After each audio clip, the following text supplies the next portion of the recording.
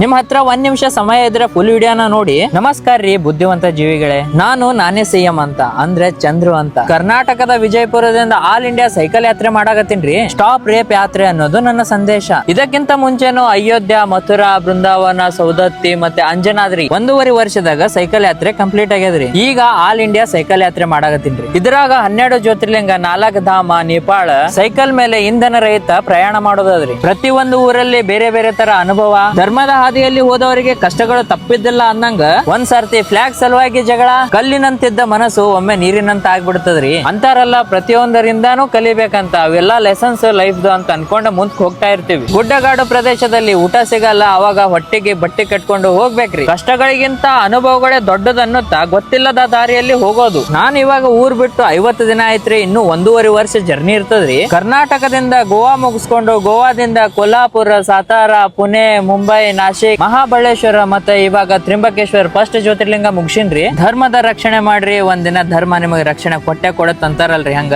ಹಿಂದಿದಾಗ video ಹಾಕ್ರಿ, support ಬಾಳ ಸಿಗ್ತದ ಅಂದ್ರು. ಹಿಂದಿ ಟ್ರಾವೆಲರ್ಸ್ ಗೆ ಸಪೋರ್ಟ್ ಸಿಕ್ಕಟ್ ನಮಗೂ ಸಿಗ್ತದ ಅಂತ ಗೊತ್ತು. ನಮ್ಮ ಜನ ವಿಶಾಲ ಹೃದಯದವರು ಅಂತ ಗೊತ್ತು ನನಗ. ಕನ್ನಡವೇ ಸತ್ಯ, ಕನ್ನಡವೇ ನಿತ್ಯ. ನಿಮ್ದು ಒಂದೊಂದು ಫಾಲೋ, ಒಂದೊಂದು ಶೇರ್ ಶಕ್ತಿ, ಧೈರ್ಯ, ಇನ್ಸ್ಪಿರೇಷನ್, ಮೋಟಿವೇಶನ್ ಅದೇ ನಂಗ. ಮನಸ್ಸಿಂದ ಇಷ್ಟಪಟ್ಟವ್ರಂತೂ ಸಪೋರ್ಟ್ ಮಾಡೇ ಮಾಡ್ತೀರಿ. ಈ ಧರ್ಮದ ಯಾತ್ರೆಗೆ ಎಷ್ಟು ಜನ ಸಪೋರ್ಟ್ ಮಾಡ್ತೀರಿ ಅಂತ ನೋಡೋಣ ಇವತ್ತು. ಅನಿಸಿಕೆಗಳು ಏನೇ ಇದ್ರು ಕಮೆಂಟ್ ಮಾಡ್ರಿ.